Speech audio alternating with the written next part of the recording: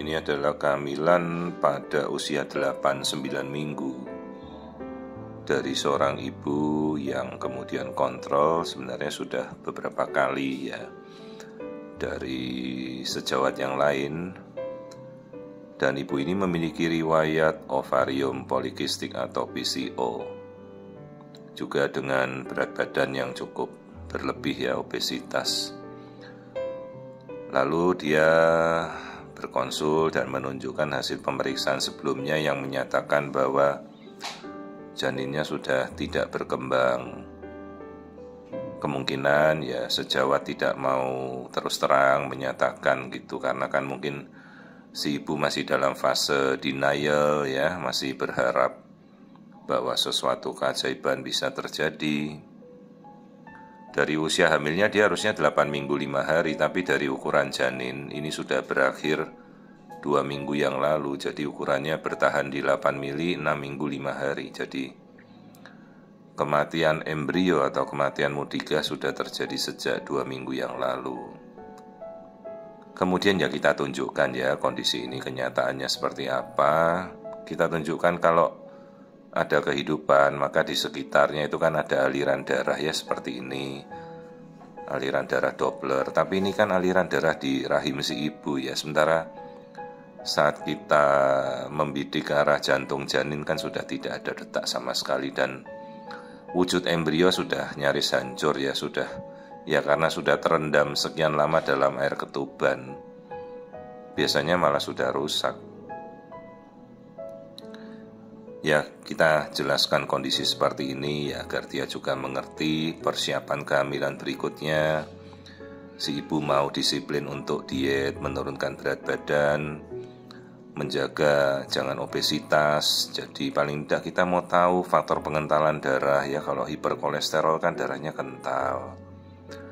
Gula juga harus kita hindari, karena kalau diabetes dalam awal kehamilan ya umumnya janinnya bisa tidak berkembang ya, janinnya banyak kecacatannya. Nah ini dalam kondisi di dalam itu kan bentuk kantung hamilnya sudah tidak beraturan ya. Harusnya bentuk kantung kehamilan tuh licin lah, rata gitu, bagus. Ini sudah bergelombang di mana-mana lah ini janinnya. Ya janinnya juga sudah hampir rusak juga, sudah karena terendam 2 minggu ya di air ketuban. Jadi ini adalah kasus abortion di mana kehamilan itu tidak keluar sempurna sendiri, karena kan ini diberikan penguat kehamilan ya, si ibu ingin mempertahankan ya. Tapi setelah kita jelaskan kan dia sudah mengerti. Jangan sampai pula kehamilan itu yang sudah tidak berkembang ini dipertahankan, hati-hati malah jadi hamil anggur. Ini saya tunjukkan ovariumnya sisi kanan, jadi memang kecil-kecil. Karakteristik dari ovarium polikistik ya. Kita bisa lihatkan sel telurnya gitu.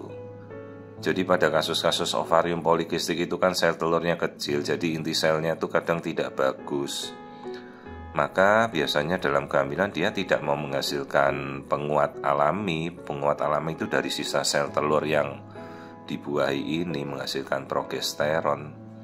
Karena itu progesteronnya biasanya rendah, banyak kehamilan itu tidak berkembang, atau banyak juga kehamilannya kosong.